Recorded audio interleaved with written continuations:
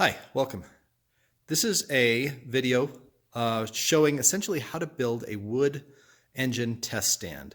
I am restoring an Austin Healey from 1957. The engine hasn't run in about 40 years. And as I was trying to rebuild it, I was researching how to start it. Most of the things I saw were either put it in the car and start it up, which is not really an option for me simply because the car is not quite ready for that yet, or B, to build a really fancy, expensive steel test run stand. And I didn't like that option either, simply because I don't want to really own one long term. If your club, auto club or something has one, go for it. If you don't, this is what I made, and it is amazing. And I guess I would encourage you to do it because it's dirt cheap. So what I've done, essentially, now your engine is probably going to be different than this one, but essentially the bulk of it is a couple of 4x4s on end, some 2x4s across. You'll have to measure this for your engine. I can build anything out of wood. Metalworking is another deal for me.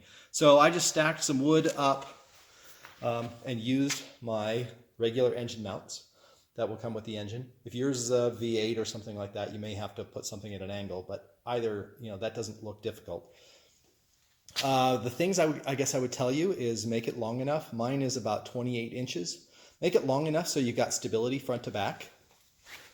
Make sure that at the end of it, you leave your flywheel so that if you need to turn it over, and you most likely will at some point, you can bolt a piece of wood onto it. That's what I did. I just have a piece of 1x2, I think, that I bolt onto the flywheel, and then I've got some leverage if I need to just to roll it over by hand. Highly recommended. The wiring is super simple. So I have an electrical switch that I bought off of Amazon. I'll put the link to this down below. I think that was like 11 bucks. And I'm going to actually use it in my car. So, it wasn't something special I bought for this. It's just a cutoff switch. For the second switch, so that controls the power to the whole vehicle. And you'll see that one is the power coming in, and then this one is the power coming out. And it goes, and I just have everything connected. So one of these wires goes to the distributor, one of these goes to the coil, one goes to the fuel pump, and I think that might be the extent of it. I think there's like 3 wires just connecting right there to get power off the battery. And you'll see that this is my wire coming in to the switch, and that's the power going out. I also have an alternator on this car, which it originally had a generator. I'm switching this whole car over to a negative ground, so I have the alternator wired in, which was super easy. I tried to reuse as much stuff from the car as I will. So I phrased that poorly. So this is the tachometer. I want to get it up to about 2,000 RPMs and keep it there for a little while. So it's just a mechanical tach. So I just I refurbished the tach, and I just have it basically clamped to the engine stand. For the starter, some people just use a jumper cable or something like that. I actually have a solenoid switch this was the original to my car, and it's in rough shape, so I wasn't going to reuse it. So I'm just using it temporarily, which is kind of cool. Let's see, other things that are valuable. Because I was making this out of wood, and what I really needed when I built it was an engine dolly. I just needed to be able to store this thing for a couple of years as I finished the body. But I decided to use it as a test run stand, so I just made a couple of pieces of plywood, and I have my radiator bolted to it. Super easy. On the other side, so these are my carbs, a couple of old SU carbs, and you'll see that my fuel is going to come in through that hose.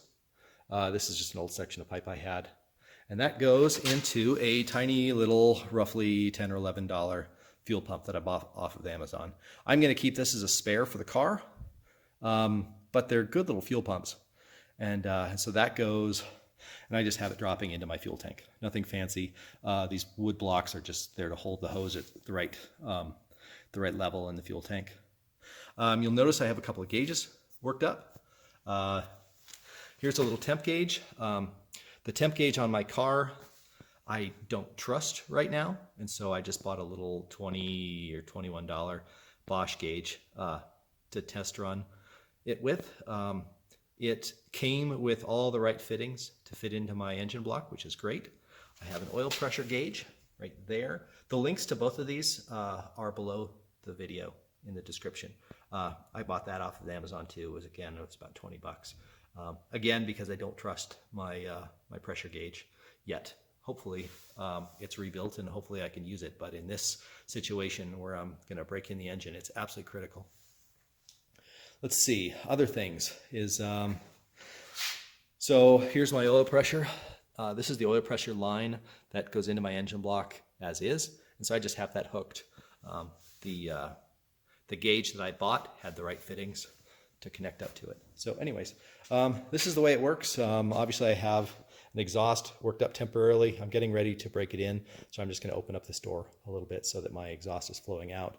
But anyway, I would really encourage you to do this. And my thought process is this engine is heavy enough, and it's you can see that I have a little bit of weight on the oil pan there. It's a huge aluminum heavy, god-awful heavy, strong thing. So so I've got weight supported there, just a little bit in addition to the engine mount. Once I have broken in the engine, then I'm going to mount on the clutch, the pressure plate, and I'm going to mount the overdrive and transmission on here, and I'm going to test run those on the vehicle as well. So I think this is going to be a really valuable tool for me. When all's said and done, the engine's broken in and I'm happy with it, then I'm going to disconnect everything and I'm just going to store it in the corner of my shop until the body is done, which hopefully won't be terribly long, but it's going to be probably at least a year, probably a little bit more than that. So anyways, so this is my stand. If you do this yourself, buy really good casters. You'll notice those are steel casters, cast iron wheels. They were really cheap on Amazon, like 25 bucks, but they hold 1,500 pounds, which is more than double the weight of this engine. And I do trust them. They seem to be doing well. So anyways, this is my engine stand. I hope it helps. Feel free to ask questions if you have any. Again, I build things out of wood because it's just super easy to adapt things. I don't have to do any welding. I don't have to do anything fancy. A couple of screws. If I don't like the way it's positioned, I remove the screws. I refit it, put some more screws in. So hope this helps. And it rolls around really easy. I just could not be happier with it. So I've already run the engine briefly. Absolutely stable, rock solid, super happy. Hope this helps. Please hit the like button. If you want to follow along the project, hit subscribe. And good luck. Feel free to ask questions in the comments below. I've realized that I should probably explain what this piece of wood is screwed to my carbs. That's simply my method of it's. So this is going to be the intake for the carbs. This wood should hopefully not influence anything, and it just gives me the ability to tie off the throttle. Essentially, when I get it to 2,500 RPMs.